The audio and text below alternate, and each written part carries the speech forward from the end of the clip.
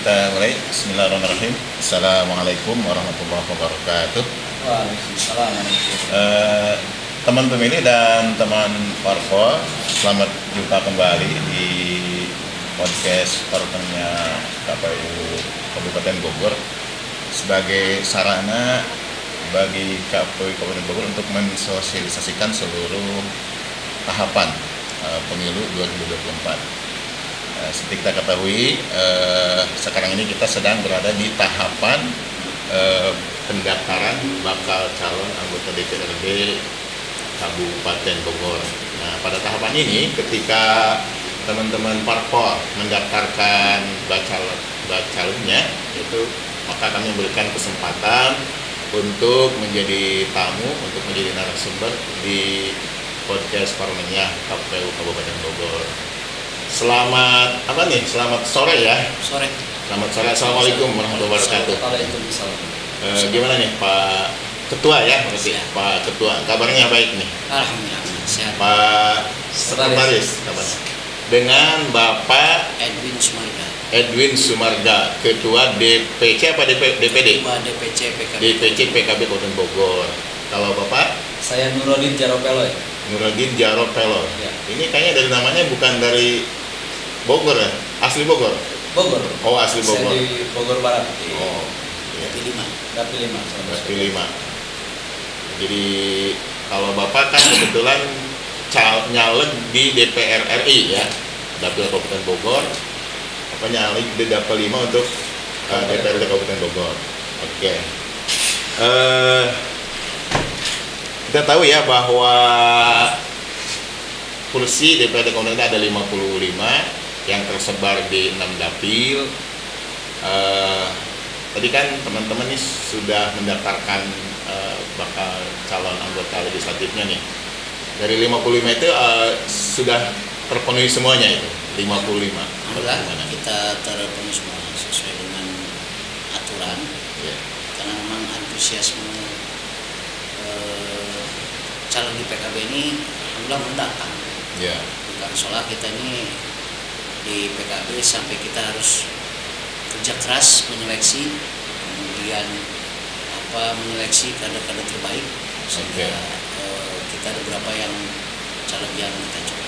Kemudian juga kita alhamdulillah sesuai dengan aturan KPU kita memenuhi 30% perempuan juga. Jadi keterpenuhan 30% itu sudah aman ya. Sudah aman. Bahkan Dan mungkin lebih dari 30 gitu ya. Iya, malah lebih. Kemudian memang hari ini kita patut berbangga juga, ternyata PKB itu juga diminati oleh kaum milenial. Itu yang hari ini bawa betul PKB di partai yang berbasis Nahdlatul Ulama, pesantren gitu. Tapi hari ini kejutan-kejutan itu muncul. Jadi kaum milenial yang punya potensi juga untuk dia menjadi pemenang dan dipilih hadir di PKB. Jadi sekarang menjadi kaum sarungan plus kaum milenial. Iya. Memang kan itu kira-kira. Memang Kang Sola kan kalau dihitung dari jumlah pemilih hari ini kan itu ya. Jadi kaum milenial itu sampai mendominasi gitu ya. Mengikuti arus zaman kira-kira seperti itu ya. Oke. Ada target tentunya ya dari PKB ini untuk perolehan kursi, baik itu DPR, DPRD provinsi, DPRD kabupaten. Betul. Coba. Kalau DPR RI targetnya berapa kursi? DPR RI itu kita ini kalau target pasti ya pengen lebih. Ya. Tapi kita mencoba karena DPR RI kita baru tahun kemarin 5 tahun kemarin kita baru 1 kursi. Maka salah satu fokus kita itu mempertahankan kursi itu tetap kita pegang. Ya. Jadi realistis 1 kursi gitu ya. Lebih realistis bahwa kita mempertahankan kursi yang ada dengan insya Allah saya lihat komposisi calon juga menarik. Oke. Untuk provinsinya berapa kursi?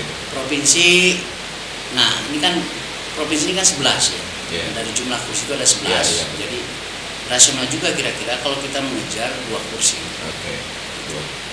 Jadi mudah-mudahan dan kabupaten kan, kabupaten ini yang memang kita fokus betul.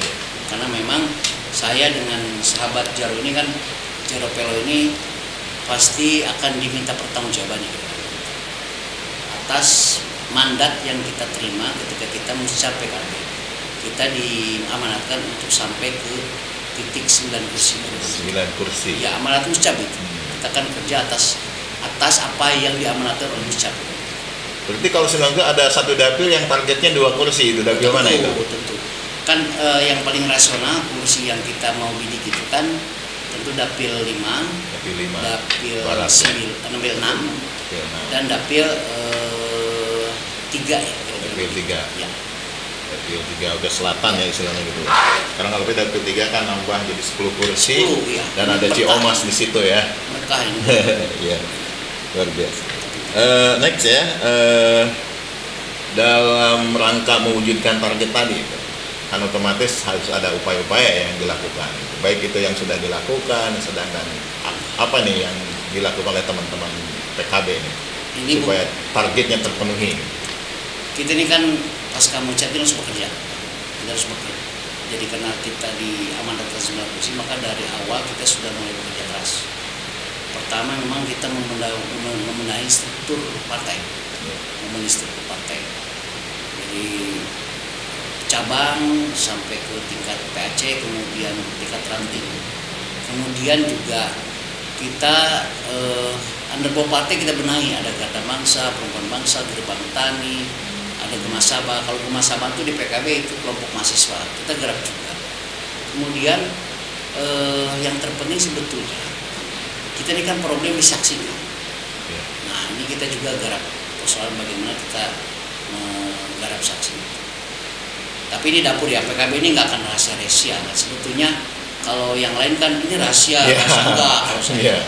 Karena memang juga kan ini sebut agenda sama. Iya, toh nanti kan juga akan di partai lain sebetulnya juga rahasianya begitu juga sebetulnya. Masing-masing partai juga ingin saksinya terpenuhi, gitu kan, sama.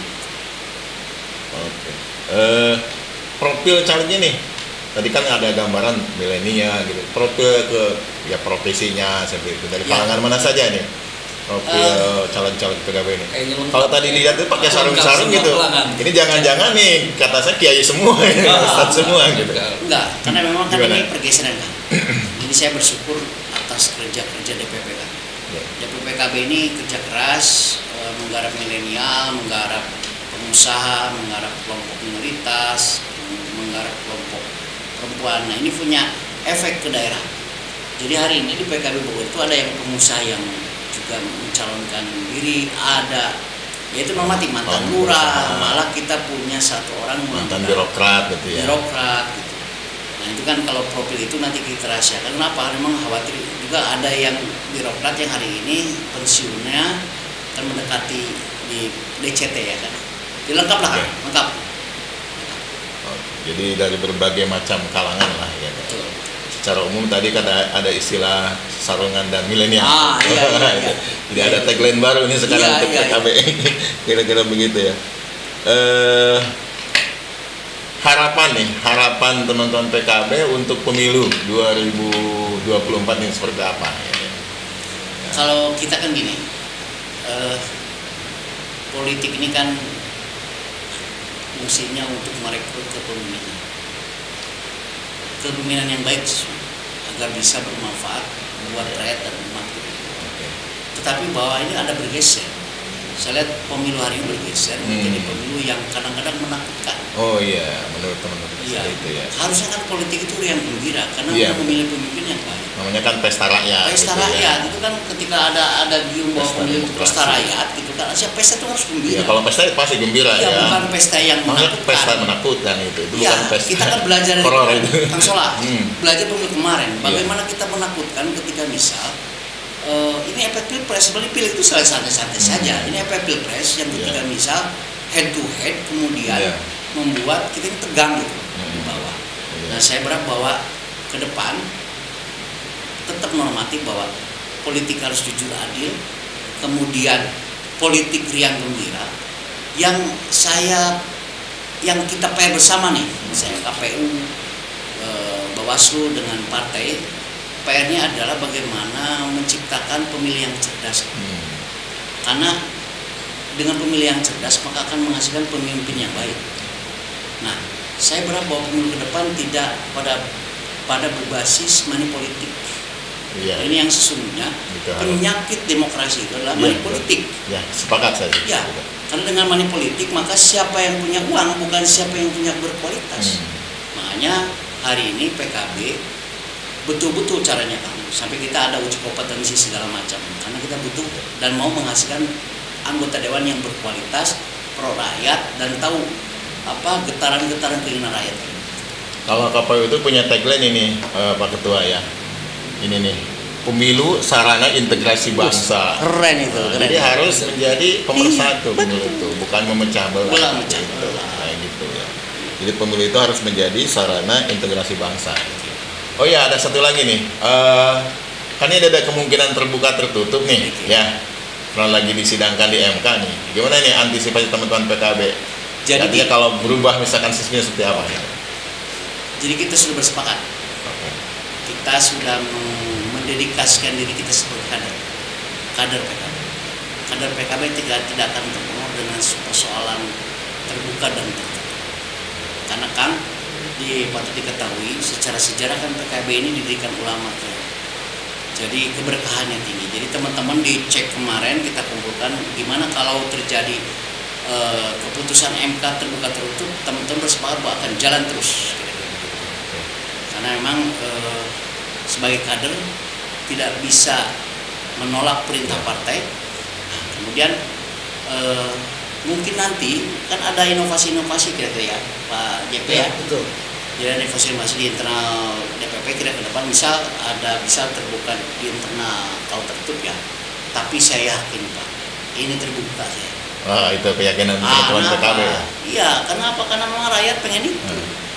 Pengen itu karena dengan pemilu terbuka itu sesungguhnya kita ini punya apa ya?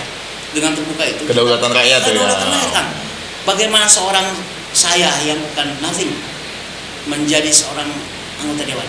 Bagaimana sahabat Jaro yang di kampung sana jauh di daerah Sukajaya gitu, dia juga jadi anggota dewan. Ada sahabat Lukman, PKB ini kan ada sahabat Lukman nih, bendahara PKB. Dari kalau tertutup, menurut saya kan juga seleksi pemimpin tuh nggak murni lah. Jadi tapi apapun mau terbuka tentu PKB tetap akan jalan dan Bismillah akan menjadi partai politik harus siap ya. Siap. Itu ketika kita ikut dalam satu kontestasi aturannya seperti apa ya kita ikut aturan mainnya otomatis. Oke, Pak Ketua, Pak Sekretaris. Siap. Saya kira kita dibatasi waktu ya. Sebenarnya saya masih ingin banyak berbincang ya gitu ya. Baik teman pemilih dan juga teman parpol, itulah tadi bincang-bincang kami dengan Ketua DPC PKB Kabupaten Bogor dan juga Sekretaris DPC Kabupaten Bogor. Sehat-sehat ya. Terima kasih atas kedatangannya dan saya minta doanya mudah-mudahan saya bisa mewakili Bogor di DPR. Ya, amin. Ya, terima kasih. Ya. Silakan. Terima kasih. Assalamualaikum.